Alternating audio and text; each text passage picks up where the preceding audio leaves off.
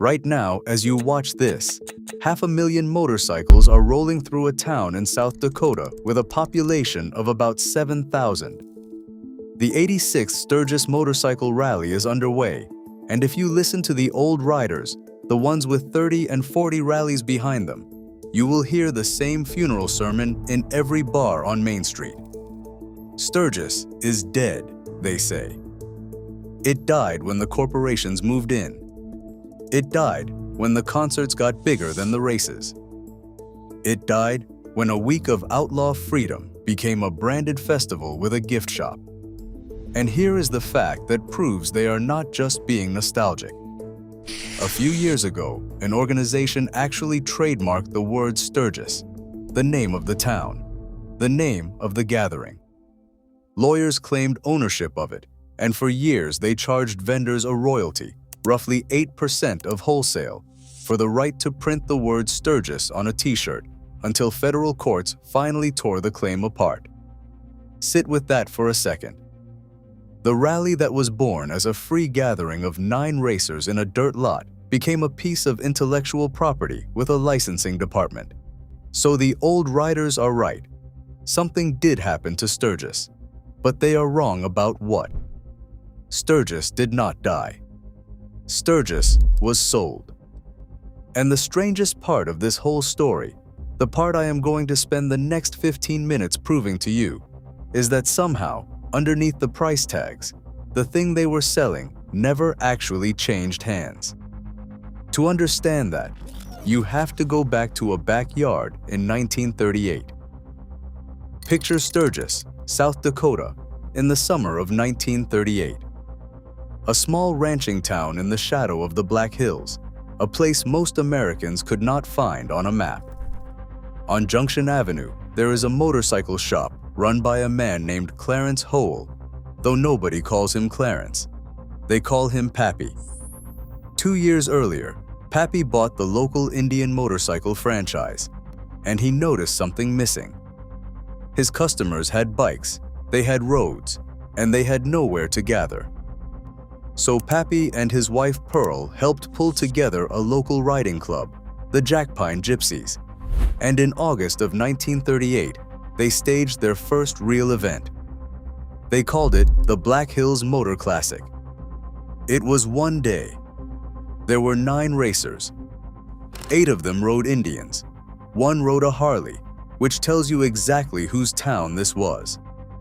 The crowd numbered about 175 people.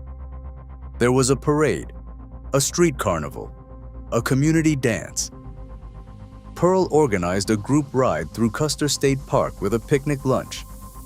And for the finale, Pappy himself crashed his motorcycle through a wall of burning pine boards, because apparently that is what you did for entertainment in South Dakota in 1938.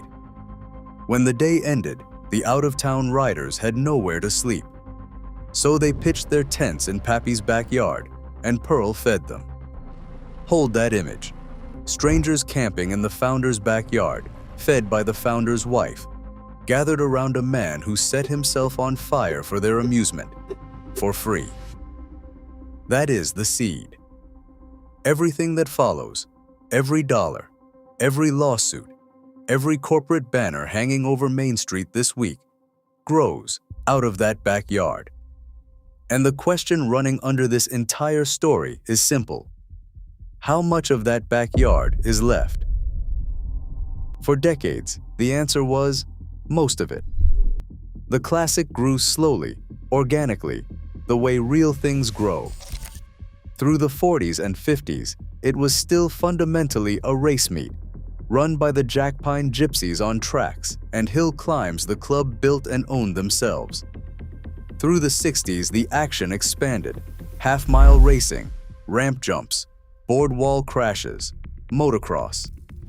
The crowds grew from hundreds into thousands, then tens of thousands. The character stayed the same, riders finding each other in the middle of nowhere, sleeping in fields, testing themselves and their machines.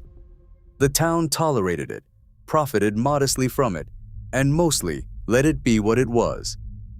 The turning point has a date, and the date is 1990. The 50th anniversary of the classic, held 1 year after Pappy Hoel died. Attendance exploded to roughly 400,000 people, and Sturgis officially became the largest tourist event in South Dakota.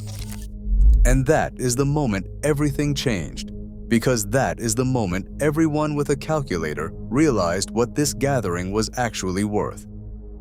400,000 visitors descending on a town of a few thousand people is not a rally. It is an economy. By the year 2000, attendance blew past 600,000. In 2015, the 75th anniversary drew somewhere north of 700,000 people, the biggest gathering in the event's history. Today, an average year brings around 500,000 people to the Black Hills, and the rally generates on the order of $800 million in annual economic activity. $800 million, from 9 racers and a burning wall. And where that kind of money gathers, ownership follows. This is where the selling begins, and I want to walk you through it piece by piece. Because each piece sounds reasonable on its own, and that is exactly how a free thing gets sold, one reasonable piece at a time. Start with the city itself. The rally is not run by a motorcycle club anymore. It is managed by the city of Sturgis through a dedicated rally department, a municipal operation that coordinates permits, vendors, and infrastructure. The town rents out its own main street, charging license fees to the vendors who line the sidewalks. Sales taxes flow to the state by the millions. None of this is sinister. Somebody has to manage 500,000 visitors. But understand what it means. The gathering that once happened to Sturgis is now operated by Sturgis. The host became the proprietor. Then came the trademark. In the early 2000s, a nonprofit organization asserted ownership over the very words Sturgis, Sturgis Motorcycle Rally, Sturgis Bike Week, and began licensing them to merchandise vendors, collecting royalties of roughly 8% of wholesale prices. Think about what was being claimed. Not a logo somebody designed. Not a slogan somebody wrote.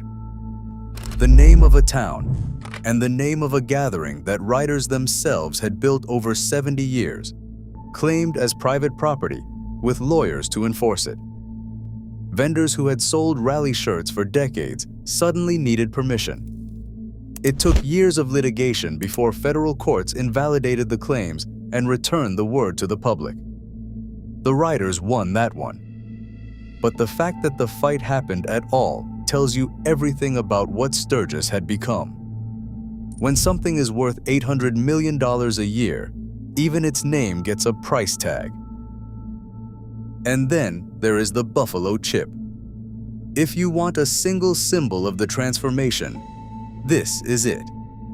The chip began as a campground, a patch of land outside town where riders could do what riders had always done at Sturgis: camp rough, drink, and raise hell away from polite society. Over the decades, it evolved into something else entirely: a full-blown entertainment complex, a private city with convenience stores, bars, and multiple concert stages, hosting acts like Nickelback, Jason Aldean, and Five Finger Death Punch. The camping spirit became a ticketed amphitheater. And in 2016, the Buffalo Chip did the most on-the-nose thing imaginable. It filed to incorporate as an actual town. The campground where outlaws once slept in the dirt tried to become a municipality. A legal entity, a jurisdiction, and ended up tangled in court over its own status. You could not write a cleaner metaphor if you tried. Even the wild edge of Sturgis wanted to be an institution. Add the rest of the modern rally on top. Corporate sponsorships on every banner. Manufacturer displays where the factories, Harley-Davidson included, unveil new models to the press, which is exactly what happened this very week with a certain blacked-out bobber named after a town up the road. Insurance companies, energy drinks, law firms with their names on stages. In 2017, the rally officially stretched from 7 days to 10, not because the riders demanded it, but because there was simply too much programming, too much product to fit in a week. The gathering became a schedule. The schedule became an industry. So the old riders standing on Main Street this week saying Sturgis is dead, they are not imagining things. They watched a free gathering acquire a licensing department. They watched the backyard become a business district. One of the most watched motorcycle videos of this past year is literally titled "Sturgis is Dead," made by a builder who walked away from the rally entirely, and it struck a nerve with 500,000 viewers because it said out loud what a whole generation of riders has felt in their gut. The thing they loved got sold, piece by piece, permit by permit, while they were busy riding. And now I am going to argue with them, respectfully, because I think the funeral is premature. And I think the evidence is hiding in plain sight, all over the Black Hills, this very week. Start at the fairgrounds on the edge of town. The half-mile track, the hill climbs, the dirt where this whole thing was born. Who owns that ground today? Not a corporation, not the city. The Jackpine Gypsies Motorcycle Club. The same club Pappy Hoel helped found in the 1930s still owns and still operates the original tracks and race grounds. And club racers still compete on them every single August, just as they did when the crowd was 175 people. The commercial rally grew up around the racing like a city around a cathedral. But the cathedral is still there, and the same congregation still holds the deed. Nobody ever managed to buy the actual center of Sturgis, because the actual center of Sturgis was never for sale. Now look at Main Street itself. Yes, the vendors pay license fees. Yes, the banners are corporate. But the street is free. There is no ticket to Sturgis, no gate, no wristband, no admission charge to the rally itself. Any rider on any bike from any state or any country can roll into town this week and be part of the largest motorcycle gathering on the face of the earth, exactly as free as the 9 racers in 1938.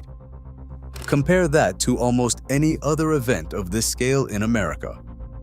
Any festival, any race weekend, any stadium spectacle, and find me one you can simply ride into. The economy around Sturgis was sold. The act of showing up never was. And look at who actually shows up. Around 500,000 people, year after year, decade after decade, through recessions, through gas crises, through everything. They do not come for Nickelback. You can see Nickelback anywhere. They come because their fathers came, and their fathers' fathers. They come to ride the same Black Hills roads Pappy Hoel picnicked on in 1938. They come because for 1 week, a town in South Dakota becomes the capital of a nation that does not appear on any map. A nation of people who understand why a person would cross 3 states on 2 wheels to sleep in a field. The corporations did not create that. And here is the thing the cynics miss. The corporations cannot create that. They can only rent space next to it. Sponsorship follows congregations. It never builds them. So both things are true, and this is the heart of it. Sturgis was sold. The name was litigated. The street is licensed. The campground became a corporation. The schedule became an industry. And $800 million moves through the Black Hills every August. And Sturgis was never sold because the things that made it Sturgis, the club dirt, the open street, the free arrival, the congregation itself, were never on the market. What got sold was the container. What got kept was the contents. The old riders mourning on Main Street are mourning the container they remember. The kid rolling in this week on a beat-up used bike, camping rough and meeting strangers who become brothers. He is living the contents, and he does not care what the banners say any more than the riders in Pappy's backyard cared whose name was on the picnic. There is one more piece of evidence, and it might be the most Sturgis thing in this entire story. Remember the trademark fight, the organization that claimed to own the word Sturgis and charge royalties on it? The riders and vendors did not shrug and pay forever. They fought it for years through federal courtrooms, and they won. The word went back to belonging to everyone. Think about what that means. The one time somebody tried to complete the sale, tried to own not just the concerts and the licenses, but the name itself, the soul of the thing. The community stood up on its hind legs and took it back. A gathering that was truly dead could not have done that. Dead things do not win lawsuits. The rebellion at the heart of Sturgis turned out to be alive enough to defend itself, not with burnouts and broken windows, but with the patience to outlast lawyers. Pappy crashed through a burning wall. His descendants crashed through an injunction. It is the same spirit. It just wears a different jacket now.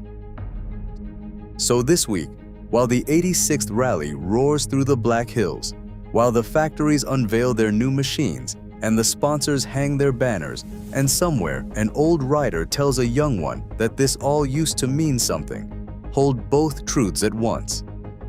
Everything around Sturgis has a price now. And the thing at the center of Sturgis still does not. 175 people in a backyard became 500,000 people in the hills.